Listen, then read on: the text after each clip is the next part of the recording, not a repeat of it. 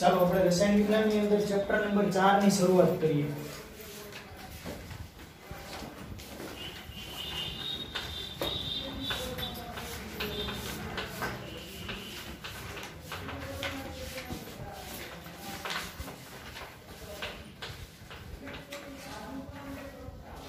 Lecture number 1 chapter number 4 ની શરૂઆત કરીએ.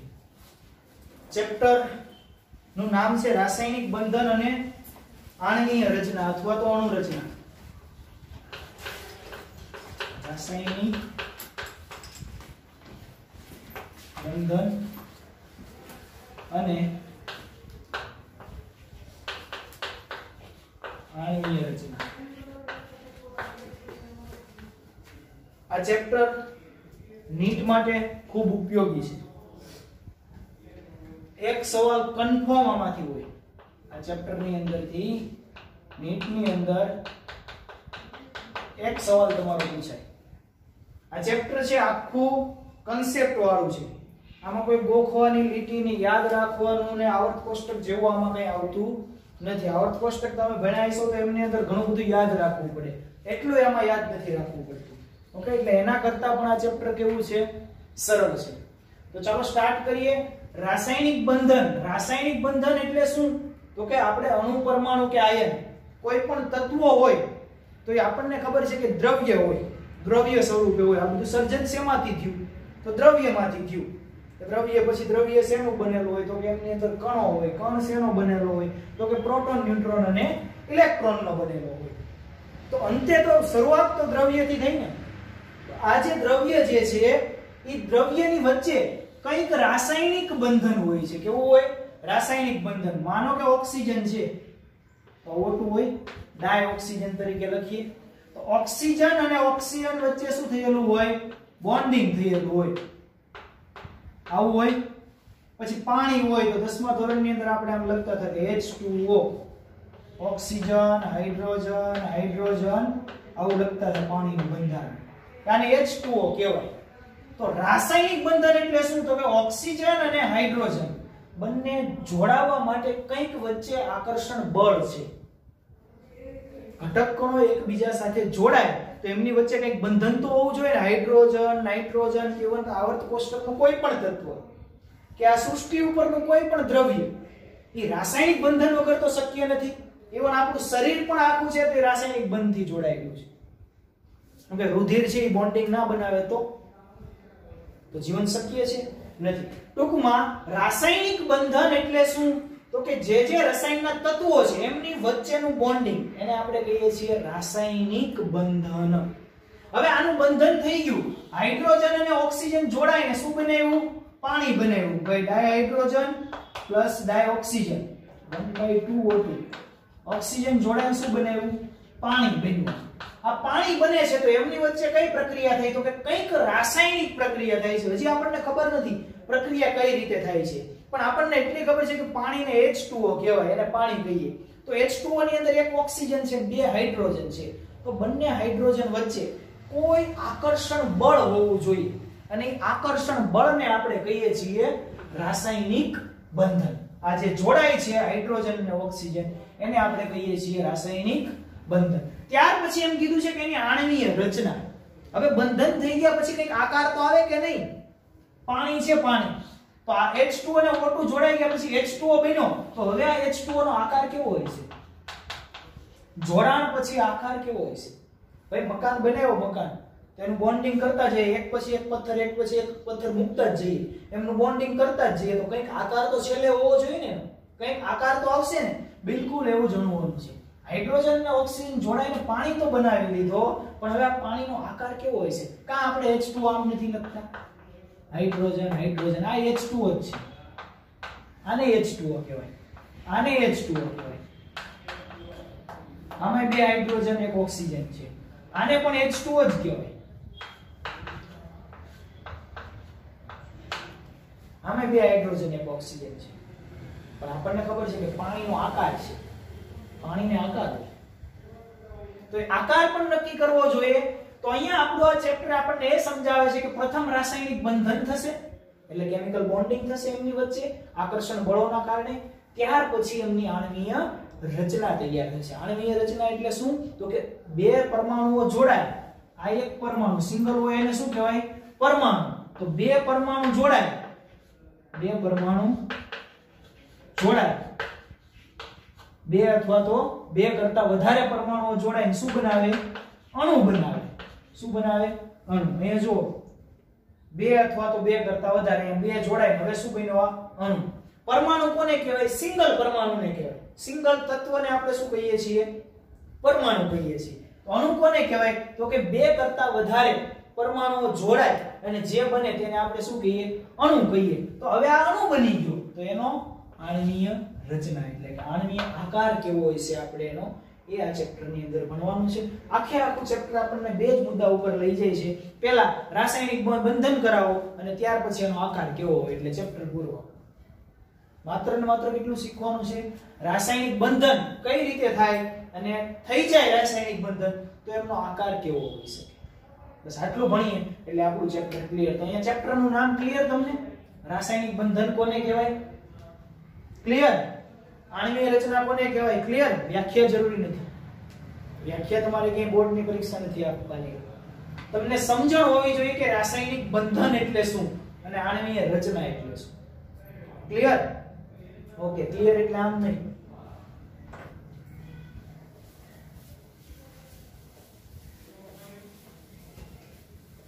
પછી તમારી પ્રસ્તાવનામાં બે ત્રણ પ્રશ્નો એવા તમને કીધેલા છે કે શા માટે પરમાણુઓ સંયોજાય છે? અમુક પરમાણુઓ સંયોજાય. શા માટે અમુક પરમાણુઓ જ સંયોજાય? બધા પરમાણુ જોડાઈ નથી જતા. અમુક પરમાણુ જ જોડાય. આ બધા પરમાણુ છે hydrogen, oxygen, nitrogen, fluorine, neon, argon, potassium, lithium, આ બધા પરમાણુઓ છે. તો શા માટે અમુક પરમાણુ જોડાય અથવા તો સંયોજાય?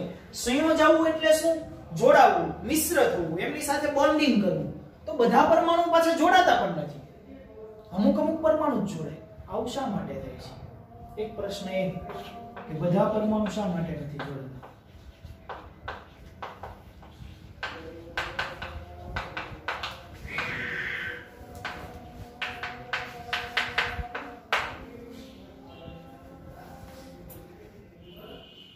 હસીલે નહીં આવે. બધા પરમાણુઓ શા માટે નથી જોડાતા?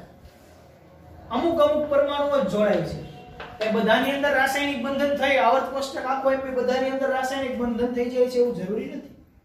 તો એમની કઈ કન્ડિશન છે કે પરમાણુઓને બધા પરમાણુને જોડાવા માટે અમુક શરતો છે. જે નિયમોનું પાલન થવું જોઈએ એ નિયમોનું પાલન થાય એવા જ પરમાણુ જોડાઈ શકે. બધા પરમાણુ જોડાઈ શકતા નથી. બીજો પ્રશ્ન એ કેવો છે કે શા માટે અણુઓ ચોક્કસ આકાર ધરાવે છે? અણુઓ શા માટે ચોક્કસ આકાર ધરાવે?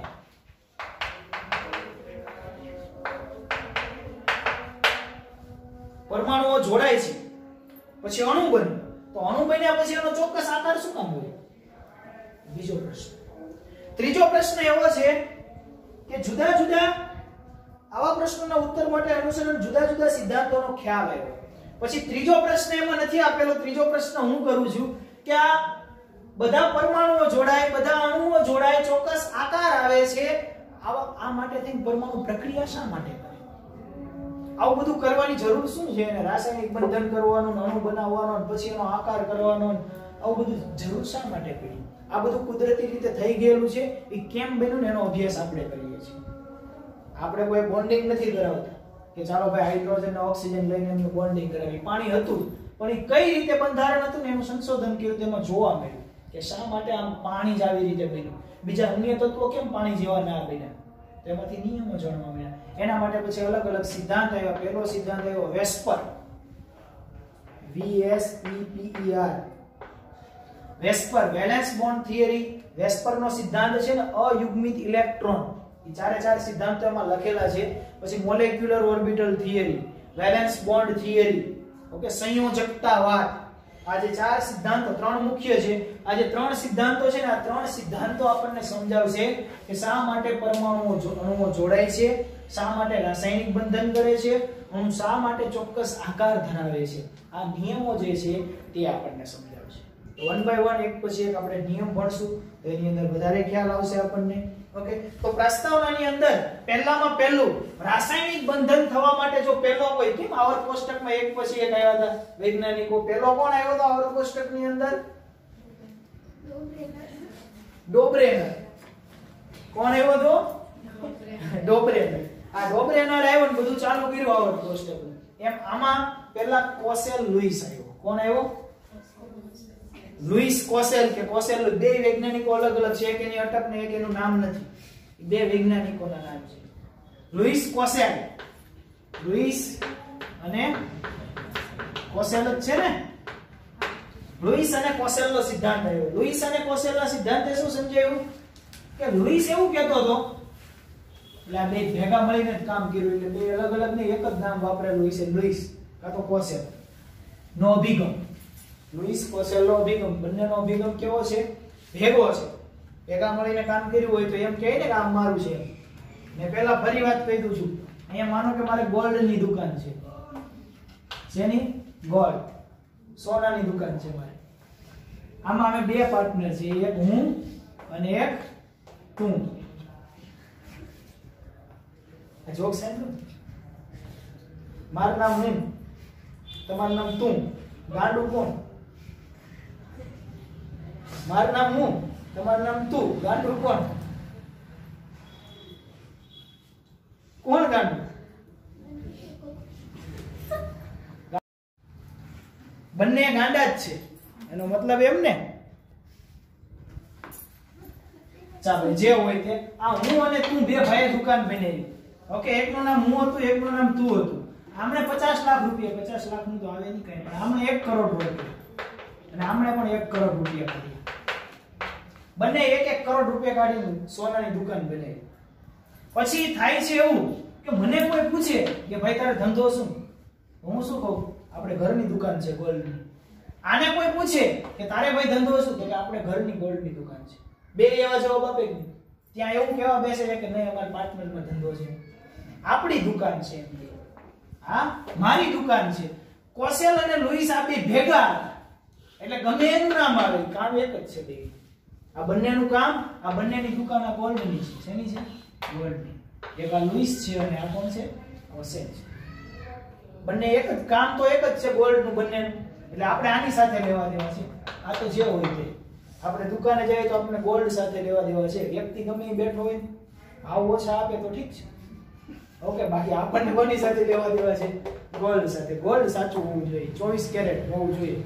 ઓકે, આપણને કોઈ 15 કેરેટ વાળું આપી દેવો જોઈએ નહીં. 24 કેરેટ ગોલ્ડ કેવું હોય? શુદ્ધ ગોલ્ડ છે ને. ગોલ્ડ એ એટલું નરમ છે કે તમે પહેરી ના શકો. સોનું જે છે ને એટલું બધું નરમ હોય છે કે આપણે એને શુદ્ધ સોનું પહેરી શકતા નથી, કેમ કે તો આમ અડો ને સ્પર્શ કરો ને ત્યાં દબાઈ જાય, એટલું હોય નરમ. પ્યોર ગોલ્ડ, શુદ્ધ ગોલ્ડ. પછી એમાં અશુદ્ધિઓ ભેળવવામાં આવે ને એને કઠણ કરવામાં આવે, પછી આપણે પહેરીએ. એનું 24 કેરેટ બનાવે. એનું 24 કેરેટ બનાવે. પછી ફૂલ અશુદ્ધિ ભેળવે ને એનું 22 કેરેટ. એનાથી ફૂલ ભેળવે ને અશુદ્ધિ છેલ્લું 19 કેરેટ. પછી 16 કેરેટ ને આવે, પણ એ ગોલ્ડ ખાલી કલર જ કહેવાય. ચાલો એ તો છોડો. કોસેલ અને લુઈસ. કોસેલ અને લુઈસ નો અભિગમ. કોસેલ અને લુઈસે એવું કીધું કે ભાઈ કોઈ પણ તત્વો છે એ જ્યારે જોડાય, એમની વચ્ચે બોન્ડિંગ થાય, ત્યારે ઘટના એવી બને છે કે કોઈ પણ તત્વને જોડાવવા માટે એને સંતોષકારક, મતલબ જોડાવવા માટે શું જોઈએ? માનો કે આ રૂમમાં હું એ નક્કી કરીને બેઠો છું કે આમાં 10 સીટ છે. ઓકે, અને 10 એ 10 વિદ્યાર્થીઓની ડાઉટ કરવાની ફી 100 રૂપિયા છે, તો 1000 રૂપિયા થાય. એમાંથી 5 વિદ્યાર્થી ના આવ્યા હોય તો 500 ની લોસ જાય કે નહીં? તો મને સંતોષ થાય નહીં. કેમ? કેમ કે મેં 10 સીટની જગ્યા રાખી, 500 રૂપિયાનો લોસ થયો. તો એમ સંતોષકારક રીતે કોસેલ અને લુઈસે એવું સમજાવ્યું કે કોઈ પણ તત્વ જ્યારે જોડાય છે ત્યારે શું થાય છે? તો કે એમની બાહ્યતમ કક્ષા. બાહ્યતમ કક્ષા નામ સાંભળ્યું ને? હાના બોલતા રહેજો. એટલે એ વાંધો નહીં અવાજ હા ના બોલજો સાંભળ્યું હા ઓકે બાહ્યતમ કક્ષા એટલે શું બાહ્યતમ કક્ષા કોને કહેવાય સંયોજકતા કક્ષા સંયોજકતા કક્ષા કોને કહેવાય એમના છેલ્લા ઇલેક્ટ્રોન હોય તે મતલબ કે નિષ્ક્રિય વાયુ પછીના જે ઇલેક્ટ્રોન હોય તેને સંયોજકતા કોષ કહીએ છીએ માનો કે આ સોડિયમ છે પરમાણુ ક્રમાંક કેટલો છે 11 છે તો ઇલેક્ટ્રોન રચના આવી થાય આર્ગોન સોડિયમ કેટલામાં અવરોધનું તત્વ ત્રીજા 3s1 થાય તો આની બાહ્યતમ કક્ષાના ઇલેક્ટ્રોન કેટલા 1 અથવા સંયોજકતા કોષના ઇલેક્ટ્રોન કેટલા 1 તો આ બાહ્યતમ કક્ષાના જે ઇલેક્ટ્રોન છે ને એ કેટલા થવા જોઈએ 8 થવા જોઈએ કેટલા આવું કોણે કીધું ઓસેલ અને લ્યુઇસે આ ઇલેક્ટ્રોન કેટલા થવા જોઈએ 8 ઇલેક્ટ્રોન થાય ને તો એ અણુ કેવો થઈ જાય સ્થિર નિયો 10 ને 11 આ કેટલા ઇલેક્ટ્રોન થવા જોઈએ 8 તો આ 8 ઇલેક્ટ્રોન થાય ત્યારે કોઈ પણ અણુ ક્યારે થશે સ્થિર થશે સ્ટેબલ થશે એનું અષ્ટક પૂર્ણ કરશે એવું કહેવાય 8 ઇલેક્ટ્રોન એટલે કયો શબ્દ વાપરીએ છીએ અષ્ટક અષ્ટક 8 ઇલેક્ટ્રોન ઉદાહરણ તરીકે જો તમે લેવા જાઓ તો સોડિયમ છે સોડિયમ એનો પરમાણુ ક્રમાંક કેટલો છે 11 હવે આનું ઉદાહરણ લઈએ 11 પરમાણુ ક્રમાંક આમની બાહ્યતમ કક્ષામાં કેટલા ઇલેક્ટ્રોન છે બાહ્યતમ કક્ષા લખું છું 3s1 એની સામે હું ક્લોરીન લઈ લઉં ક્લોરીન કેટલામાં સમૂહનું તત્વ છે 17 માં સમૂહનું તત્વ છે કે નહીં ઓકે પરમાણુ ક્રમાંક કેટલો છે ક્લોરીનનો 17 છે ક્લોરીનનો પરમાણુ ક્રમાંક એટલે ઇલેક્ટ્રોન રચના તમે આવી રીતે લખો નિયોન કેટલામાં આવર્તનું છે ત્રીજા આવર્તનું છે ને 3s2 3p 17 એટલે 5 આવી જાય 5 ને 2 7 ને 10 17 થઈ ગયા 17 ઇલેક્ટ્રોન થાય ને ઓકે આ જે ઇલેક્ટ્રોન રચના છે તો હું એમ કહું ક્લોરીનના બાહ્યતમ કક્ષામાં કેટલા ઇલેક્ટ્રોન છે કેટલા ઇલેક્ટ્રોન નિષ્ક્રિય વાયુ પછીના જે ઇલેક્ટ્રોન હોય ને એને બાહ્યતમ કક્ષા અથવા તો સંયોજકતા કક્ષાના ઇલેક્ટ્રોન કહીએ છીએ અને આ બાહ્યતમ કક્ષા અથવા તો સંયોજકતા કક્ષાના ઇલેક્ટ્રોન છે તે જ રાસાયણિક બંધમાં ભાગ લે છે અન્ય ઇલેક્ટ્રોન ભાગ લેતા નથી એ યાદ રાખો કે બાહ્યતમ કક્ષાના જે કોઈ ઇલેક્ટ્રોન હોય તેના માટે જ આપણે અષ્ટક પૂર્ણ કરવાનું છે તો આને અષ્ટક પૂર્ણ કરવું હોય તો કેટલા ઇલેક્ટ્રોન જોઈએ 8 ઇલેક્ટ્રોન પૂરા કરવા હોય તો કેટલા જોઈએ હવે એક જોઈએ એક ઇલેક્ટ્રોન ઘટે અને આને 7 ઇલેક્ટ્રોનની જરૂર પડે 7 ઇલેક્ટ્રોન મેળવવા થોડી અઘરી વાત છે 7 ઇલેક્ટ્રોન મેળવવા એટલું બધું સરળ નથી એટલે આ સ્ટેબલ થવા માટે શું કરે કે નજીકના નિષ્ક્રિય વાયુ કોણ છે તો કે નિયોન છે આ એક ઇલેક્ટ્રોન ગુમાવી દે તો સ્થિર થઈ જાય કે નહીં એટલે 7 ઇલેક્ટ્રોન મેળવવા અઘરા અને ક્લોરીન છે એમની પાસે 7 ઇલેક્ટ્રોન છે એટલે એક ઇલેક્ટ્રોન મેળવવો સરળ છે એટલે તમે જુઓ ફ્લોરીન ઉપર માઈનસ ક્લોરીન ઉપર માઈનસ બ્રોમિન ઉપર માઈનસ આયોડીન ઉપર માઈનસ મોટે ભાગે એનાયન બને છે શું કામ કારણ કે એને એક એક ઇલેક્ટ્રોનની જરૂર છે અષ્ટક પૂર્ણ કરવા માટે તો હવે જુઓ સોડિયમ છે સોડિયમ એ એક ઇલેક્ટ્રોન આપી દે તો આવી રીતે લખાય એરો કરાય આપતો ઇલેક્ટ્રોન ક્યાં બતાવવાનો હોય છેલ્લે તો કેવું થાય સોડિયમ પ્લસ કેવો પડે આપીને ધન આયન બને મેળવીને ઋણ આયન બને પ્લસ કેટલા ઇલેક્ટ્રોન ગુમાવ્યા એક એની સામે ક્લોરીન શું કરે છે એક ઇલેક્ટ્રોન મેળવે છે એટલે ક્લોરીન પ્લસ ઇલેક્ટ્રોન જે આ ગુમાવ્યો હોય આ મેળવશે આ કેવો બનશે ક્લોરીન માઈનસ આ બંને ભેગા થઈને શું બનાવશે NaCl આ બની ગયું મીઠું આપણે પહેલા જ લેક્ચર ની અંદર આ હોય એટલે બધું રેડી એટલે આપણે પહેલા મીઠું બનાવી લઈએ NaCl પહેલા મીઠું બનાવવું પડે ને NaCl પેલો એમાં પણ રાસાયણિક બોન્ડિંગ જ થયું ને ક્લોરીન અને સોડિયમ વચ્ચે શું થઈ ગયું રાસાયણિક બોન્ડિંગ રાસાયણિક બંધન આપણા ચેપ્ટર નું નામ છે ને તો ક્લોરીન અને સોડિયમ વચ્ચે શું થયું રાસાયણિક બંધન થયું તો પછી આ ભાઈ સાથે સાથે કેવું કહે છે ખબર કે ક્લોરીન અને સોડિયમ જે છે ને એ ક્યાં ગોઠવાયેલા હોય તો કે અષ્ટક 8 ઇલેક્ટ્રોન જે છે ને એમની બાહ્યતમ કક્ષાના સંયોજકતા કક્ષાના એ 8 ઇલેક્ટ્રોન સમઘનના ખૂણા ઉપર ગોઠવાયેલા હોય. ખૂણા કેટલા હોય? સાદો ઘન હોય તો એને ખૂણા કેટલા હોય? સાદો ઘન છે, નાના હતા તે આપણે આમ દોરતા હતા ને, આ સાદો ઘન છે ક્યુબ, અને ખૂણા કેટલા હોય? 8 હોય. આ 1 2 3 4 5 6 7 અને 8 દેખાય 3D? અહીંથી પકડીને થોડું આમ ઊંચું કરો એટલે દેખાશે. 8 ખૂણા હોય. સમઘન એટલે રૂમ છે, સમઘન છે. ખૂણા કેટલા હોય? 1 ઉપર 4 હોય, નીચે 4, 8 થઈ ગયા. ધાર કેટલી હોય? 12. બાજુ કેટલી હોય? દીવાલ 6, ઉપર નીચે ને સાઈડ ની 4. આવું તો મકાનમાં બેઠા બેઠા જોતા હોય કે નહીં? આમ લખતા હોય જ્યારે નવરા પડીને આમ નજર ના કરી તો શું જોતા હોય? આપણે ખૂણા જોતા હોય. કેમ કે આપણે ભણીએ છીએ ને તો આપણે એમ કહેવાનું શું કરો છો? તો એમ કહેવાનું કે આ જોઈએ છે ખૂણા ક્યાં એને સીએલ ગોઠવાયેલા છે. તો ક્યાં હોય? તો આ લુઈસે અને કોસેલભાઈએ શું કીધું ખબર? કે ધન આયન અહીંયા તો એક જ ઇલેક્ટ્રોન ગુમાવે છે, એક જ ધન આયન છે, તો એક ખૂણા ઉપર ગોઠવાયેલો હોય. ક્યાં હોય? એક ખૂણા ઉપર ધન આયન ગોઠવાયેલો હોય. બાકીના તો હવે તો સોડિયમ અને ક્લોરીન આખો NaCl આવ્યો એટલે ટોટલ 8 ઇલેક્ટ્રોન થયા આવી રીતે. આ જુઓ, સોડિયમ નો 1 ઇલેક્ટ્રોન, ક્લોરીન ના કેટલા ઇલેક્ટ્રોન? 7. આ 1 2 3 4 5 6 ને 7 ઇલેક્ટ્રોન છે. આમની અને આમની વચ્ચે શું થયું? બોન્ડિંગ. હવે આ સોડિયમ ને કોઈ પૂછે કે તારો અષ્ટક પૂર્ણ થાય છે તો સોડિયમ કહેશે નહીં, આનો અષ્ટક પૂર્ણ નથી થતું ને. પણ ક્લોરીન નો અષ્ટક પૂર્ણ થાય છે? હા થાય છે. 7 ને 8 ઇલેક્ટ્રોન કહેવાય. ભાગીદારીનો ઇલેક્ટ્રોન તો બંનેનો ગણાય. સોડિયમ ને કે તારી પાસે કેટલા? તો સોડિયમ એમ કે મારી પાસે 2 છે. ભાગીદારી તો બંનેની કહેવાય ને. મને કોઈ પૂછે, સોડિયમ ને કોઈ પૂછે કે કોની સાથે કર્યું? તો કે આપણું. ક્લોરીન ને પૂછે તો કોનું? તો કે આપણું. ભાગીદારી તો બંનેની થઈ. તો આનો અષ્ટક પૂર્ણ થાય છે તો એ 8 એ 8 ક્યાં ગોઠવાયેલા છે? તો સમઘનના 8 ખૂણાઓ ઉપર ગોઠવાયેલા હોય છે. આવું કોસેલ અને લુઈસે કીધું. કોણે કીધું? કોસેલ અને લુઈસે. શું કીધું? બાહ્યતમ કક્ષામાં 8 ઇલેક્ટ્રોન થવા જોઈએ. જેને અષ્ટક કીધું કે કોઈ પણ તત્વનું અષ્ટક પૂર્ણ થાય તો એ તત્વ કેવું થઈ જાય? સ્થિર થઈ જાય. ત્યાર પછી શું કીધું? હવે અષ્ટક પૂર્ણ થઈ ગયું તો એની ગોઠવણી કેવી હોય? તો કોસેલ અને લુઈસે તરત સરળતાથી કહી દીધું ભાઈ કાઈ નહીં, ધન આયન હોય એમના ખૂણે ગોઠવાઈ જાય.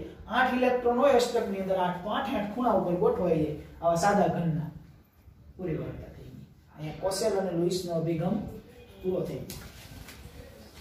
હવે એમને બિંદુ લુઈસની સંજ્ઞાઓ, હજી એટલે એક પેરેગ્રાફ પૂરો થયો. હજી લુઈસની સંજ્ઞાઓ બાકી.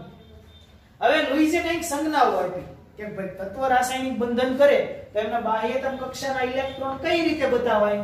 એમના માટે એમણે શું આપ્યું? સંજ્ઞાઓ આપી. તો ચાલો એ સંજ્ઞાનો અભ્યાસ કરીએ. પહેલા પ્રથમ અને બીજું આવર્તના તત્વોના નામ કોને આવડે? લુઈસની સંજ્ઞા. કોઈ પણ તત્વનું રાસાયણિક બંધન કરવું હોય ને તો લુઈસની સંજ્ઞા આપણને આવડતી હોવી જોઈએ. આ એટલું આપણને એની સંજ્ઞા ખબર હોવી જોઈએ. જો લુઈસ બિંદુ નિરૂપણ આપણને આવડી જાય તો સરળતાથી આપણે શું કરી શકીએ? બોન્ડિંગ કરી શકીએ, રાસાયણિક બંધન કરી શકીએ. આવર્ત બીજાના તત્વો ક્યાં છે? લિથિયમ. લુઈસની સંજ્ઞા.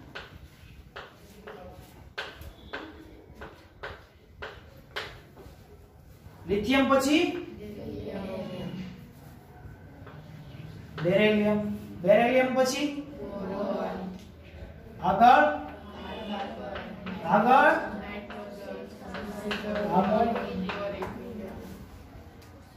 બીજો આવર્ત છે. આવર્ત કોષ્ટકની અંદર આ બીજો આવર્ત છે ને બેન? તમને દેખાય છે ને બેન? ચાલો લિથિયમ છે. લિથિયમ પરમાણુ ક્રમાંક કેટલો? 3. આની ઇલેક્ટ્રોન રચના કેવી થાય? Helium 2s1. બાહ્યતમ કક્ષામાં કેટલા ઇલેક્ટ્રોન? 1 ઇલેક્ટ્રોન. તો લિથિયમ में લુઈસે બિંદુ નિરૂપણ આવી રીતે કર્યું. જો આ લુઈસનું બિંદુ નિરૂપણ, આ લુઈસનું બિંદુ નિરૂપણ. પછી કોણ છે? બેરિલિયમ. પરમાણુ ક્રમાંક કેટલો?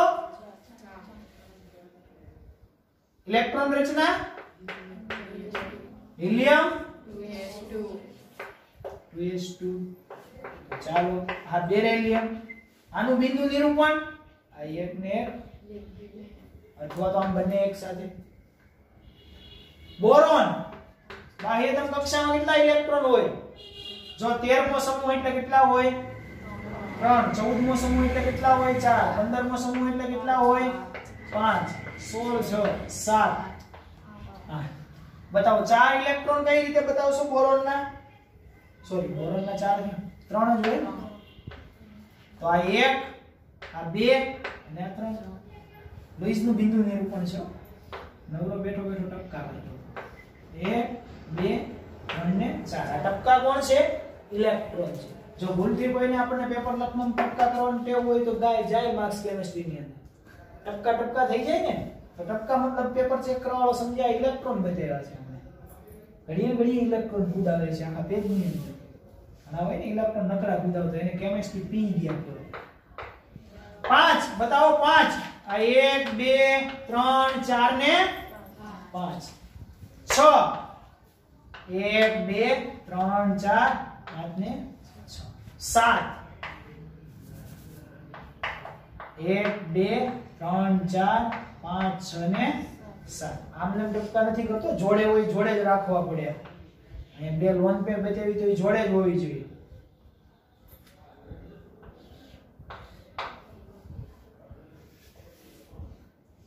નિયોન કેટલા છે? કેટલા થયા? આ 1 2 3 4 5 6 7 ને 8. આ થઈ ગયું લુઈસનું બિંદુ નિરૂપણ. હવે કોઈ પણ તત્વ આપણને આપ્યું હોય કે ચાલો પોટેશિયમનું બિંદુ નિરૂપણ કરો તો કેટલામાં સમૂહનું તત્વ પોટેશિયમ? પહેલા. તો બાહ્યતમ કક્ષામાં કેટલા ઇલેક્ટ્રોન હોય? 1. થઈ ગયું, કામ પૂરું. કોઈ કે કીધું હોય સિલિકોનનું બિંદુ નિરૂપણ કરો તો સિલિકોન કેટલામાં સમૂહનું તત્વ? 14માં. 14માં સમૂહની અંદર કેટલા હોય બાહ્યતમ કક્ષાની અંદર?